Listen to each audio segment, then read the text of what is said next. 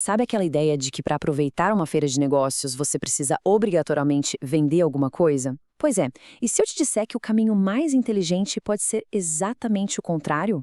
Hoje, a gente vai mergulhar na análise estratégica de como projetos sociais que são 100% brasileiros podem usar um evento nos Estados Unidos não para vender, mas para construir pontes. Vamos entender essa virada de chave? A grande pergunta que fica é: peraí, como é que um evento lá em Orlando, na Flórida, pode de fato ajudar escolas e comunidades aqui no Brasil? A resposta, por mais que pareça complicada, está toda desenhada neste mapa mental. Ele é o nosso guia conectando todas as peças e é por ele que a gente vai navegar agora. Então, nosso roteiro de hoje tem 5 paradas bem claras. Primeiro, vamos entender quem são os jogadores, os projetos e o palco do evento. Depois, a gente vai dar de cara com a realidade que forçou uma mudança de rota. Aí vem a grande virada estratégica. Em seguida, a gente detalha o plano de ação, o passo a passo, e por fim, a gente entende qual é o verdadeiro impacto que se espera com tudo isso. Vamos lá então, começando pelo começo, entendendo as peças desse nosso quebra-cabeça. De um lado, os projetos, do outro, o evento. Tudo começa aqui no Brasil, com 3 iniciativas que se conversam. Tem o Adote Uma Escola, que leva a educação empreendedora para a criançada. Isso, por sua vez, alimenta o artesanato com propósito, que ajuda a gerar renda de forma sustentável. E para amarrar tudo isso, o Mulheres em Rede fortalece a liderança feminina na comunidade. É um ecossistema, sabe? Uma coisa impulsiona a outra e tudo acontece 100% em solo brasileiro. E do outro lado da equação, o que a gente tem? A Expo Brasil 2026. Um evento grande, com mais de 150 expositores, que junta a comunidade de empreendedores brasileiros que vive nos Estados Unidos. E aqui está o pulo do gato. Não é uma feira para exportar produtos. É um ponto de encontro da diáspora brasileira. Guardar essa informação é fundamental para entender o resto. Agora vem a parte que eu considero a mais importante de qualquer boa estratégia. A hora do choque de realidade. Porque a ideia original de como participar dessa Expo, bem, ela estava completamente equivocada. E aqui a gente vê o tamanho do abismo entre a expectativa e a realidade. A ideia inicial era ter um stand, ser expositor, talvez até produzir algo lá nos Estados Unidos, mobilizar voluntários. Mas a real era outra. Os projetos são brasileiros, o dinheiro é curto e a presença seria de só uma pessoa, e como visitante. A missão precisava ser assim, reinventada do zero.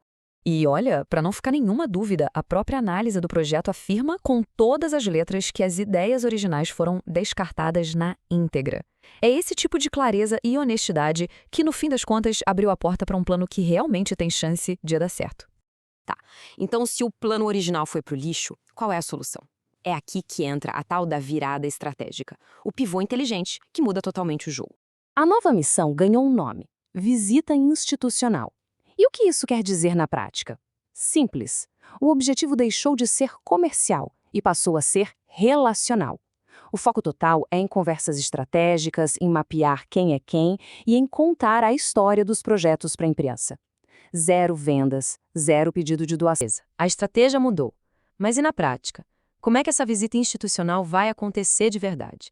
O plano de ação é bem cirúrgico. Primeiro de tudo, confirmar a presença como visitante. Segundo, e isso aqui é super importante, já ter na mão uma lista de escolas no Brasil com projetos ativos para apresentar como cases. Depois, criar um material digital simples e direto com o QR Code para facilitar.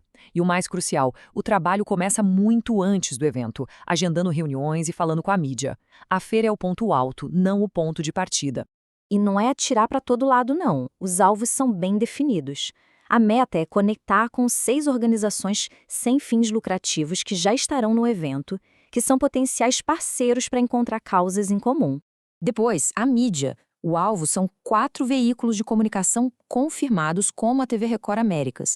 E o objetivo não é fazer propaganda, é apresentar uma história de impacto social real aqui do Brasil, que pode virar uma pauta jornalística interessante para eles.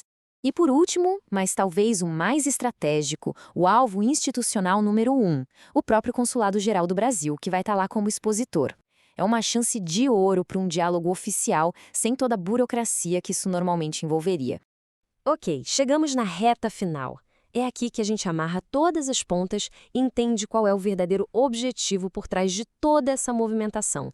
E assim, a gente volta para o nosso mapa. Olhando para ele agora, tudo faz bem mais sentido, né? O que parecia complexo se mostra uma estratégia super elegante. A base de tudo é no Brasil, as limitações são aceitas e usadas a favor, os objetivos no evento são claros e o resultado final é um só: fortalecer o trabalho feito lá na ponta, na origem. Então, o ponto crucial é este. O sucesso dessa missão não vai ser medido em vendas ou doações. Ele vai ser medido pelas conexões de qualidade que forem feitas, pela visibilidade na mídia que pode abrir portas no futuro, por parcerias que podem nascer e, acima de tudo, pelo fortalecimento real do trabalho que já é feito nas escolas públicas do Brasil. No final das contas, o que mudou foi a mentalidade. E essa frase da análise resume tudo perfeitamente. A narrativa deixa de ser sobre internacionalizar produtos e passa a ser sobre um impacto social brasileiro que merece ser visto e apoiado. A história não é sobre vender algo, é sobre dar luz a uma causa. E essa, meus amigos, é a virada estratégica que faz toda a diferença.